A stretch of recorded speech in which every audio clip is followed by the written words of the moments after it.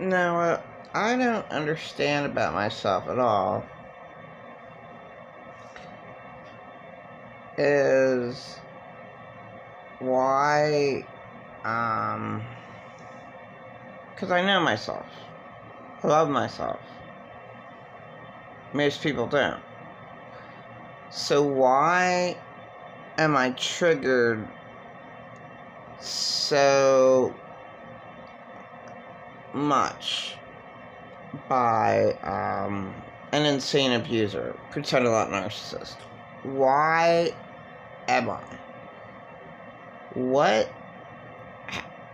Why can't I just, like, be as strong as I am right now?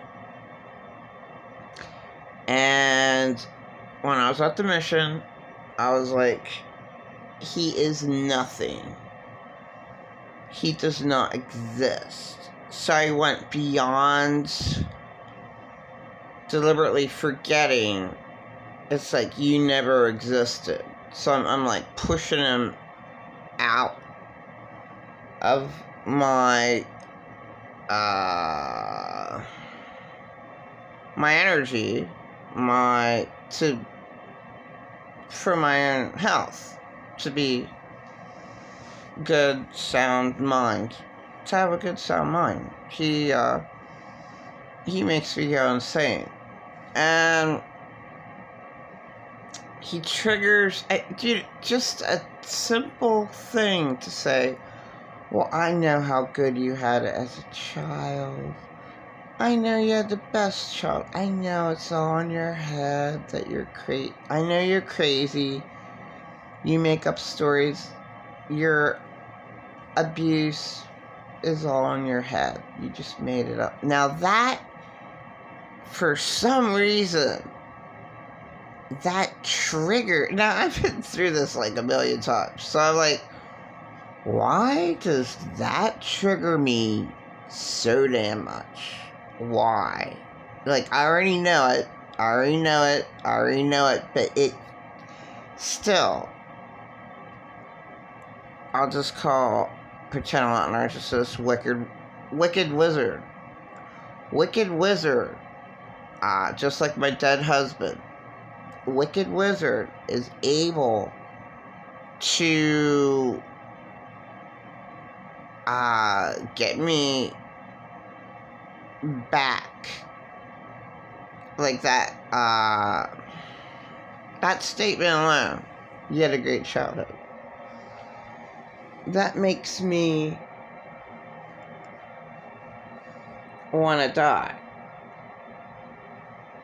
So that's what Wicked Wizard has.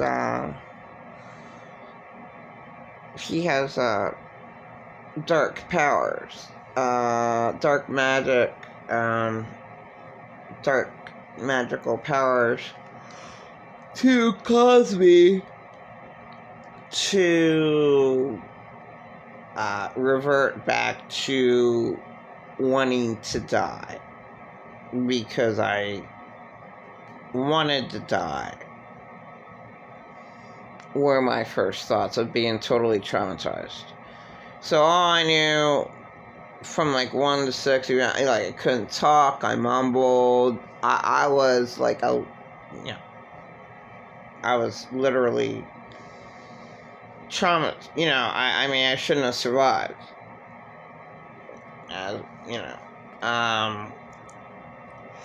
So somehow I survived, but then to say that nothing happened to me, that I couldn't even talk, I'm brought to school and I'm screaming bloody murder, that should never happen. A stranger to a child. I see little children now and they're smiling and they're, that wasn't me, man. That was not me.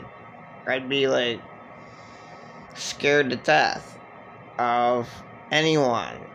And I mean, that's horrible. That I was, a little tiny person, And in kindergarten, I'm looking around at all these little people, and I think that they all want me dead. And that's what's natural for me, because that's where I came from. Like, the big people who were supposed to love and take care of me, they wanted me dead. So then I look at all these other little people, and for the first time in my life in kindergarten, I'm like, they all want me dead too. Oh no, these little people want me dead. Like, I didn't realize that. I didn't know what, I hated myself so much, and that everybody around me made fun of me. That's because I mumbled, and I was like a big time nerd, and I didn't know anything. I just hated myself. So the New Agers always say, you attract, I hated myself, so that would make other people naturally hate me. I hated myself so much. Like, that's all I knew to do. And to hate other people. But I didn't hate other people, I just was afraid of them in grade school. They really, really teased me and made fun of me and were so mean to me, and then that devastated me. No. Yeah, I didn't. I ended up with best friend Rosalind Kronk. And, well, I don't even know her middle name. Pretty sad. I really had bad shit happen to me in the last 10 years. That, I certainly know drugs made me forget. But her middle name might have been my middle name, Rosalind Lynn Kronk, and then her last name was changed to Crane because her dad did he did illegal things, and she was really mad at people making fun of her dad. Well, your dad did wrong things, so... But she defended her dad, and that's what people do. I don't understand that. Your parent does wrong, and so they're unspeakable, so just let it be at that. And at 20 years old, she just said to me, Tara, I think I was child molested too. I mean, I was in my early 20s. I think I met Arthur. And Arthur was a really messed up person. He was an insane abuser, but he didn't devastate me as much because he was not around. So there you go. Because he's the man who loves women. He's the man who loves women and falling in love every day. Hey. And one of these days he really paid. Hey. Falling in love every day. Hey. Amish house, he died. He didn't die in the Amish house, he had a heart attack. And the oven was on fire, so his cousin called the cops. The cops broke in, and they revived Arthur, who had a heart attack. If they would have just given him another beer, he might have lasted a year. But I don't understand that. Alcoholics, that they're that much of an alcoholic, they die if they don't have a beer. So their body got accustomed. And they can live for at least a year just drinking beer, because Wayne the Pain from 2016, when I had my room, he just lived on beer alone. I don't get it. So okay, so going back to, I should never have been triggered. In my mind, I'm still confused that wicked wizard pretend-a-lot narcissist can just go and say, "Oh, you had a wonderful childhood. Oh, and that right there is death to my mind." That right there triggers. I need to defend myself. It's like it. What is it that little tiny statement triggers me to go back to wanting to die? And I'm like, yeah, and this happened over and over and over and over, and that's the game that he loves to torture me with. Well, I know you had a good childhood. And I didn't. So what's the game? Just, you put me through hell all the time, and he loves it. So he loves to torture me. Like my dead husband. My late husband, James Lester Sapone, loved to say, "Oh, well, nothing bad ever happened to you. You never had PTSD." But then, when he went to his counseling, he said, "Well, they asked me these PTSD questions, and I don't have any symptoms, but I know you would." Now, why does he say a little tiny bit of the truth? And now,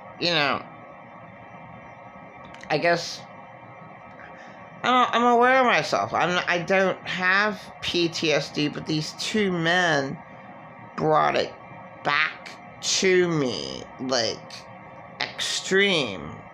Just the simple statement. I just don't. I don't get it. So it totally broke me down. The little tiny statement. Well, you had a really good childhood. That little tiny statement right there. That triggered me of hate, of total tortured hate. Because it's a lie. But it triggered me. Why did it have that much of a trigger? Why did those simple words that should have meant nothing to me? Because I fought about this fight for millions of times. But why did it always send me to the depths of hell every single time? Like, I'm trying to figure it out. Yeah. How? It's just, I know I didn't have a good childhood because I wouldn't have wanted to die. My first thoughts, and being scared to death of anybody else, especially little children. I mean, they're little people my own size. I should have went crying to them. Like, in my mind, I should have went crying to them. But I didn't know. My mind protected me. That I didn't remember any of that. And all I did was masturbate to death. All over the house, I masturbated. That's all. And I didn't know why I hated my body. I didn't know why I hated myself to death. But I really hated my body. I hated myself. I hated my body. I wanted to die. And these are my first thoughts. I shouldn't have had these thoughts. I shouldn't have felt that way. I should have enjoyed petting little animals and the sunset and trees and ice cream cones. And, I should have enjoyed little things as kids. I should have enjoyed watching little ants crawl around. I should have enjoyed, you know, it's sad that I was all wrapped up in my abuser's hell. They put their hell onto me, and I was closed off to the world to be scared to death of kindergarten children. You know, I just stayed to myself. I went to the closet. I remember hiding in the closet, I think in kindergarten, and it was crazy. I was crazy that I was abused to death that much that I was afraid of people, of my little of my little people that were around me for the first time. I was like, oh no, they're gonna hurt me. Like,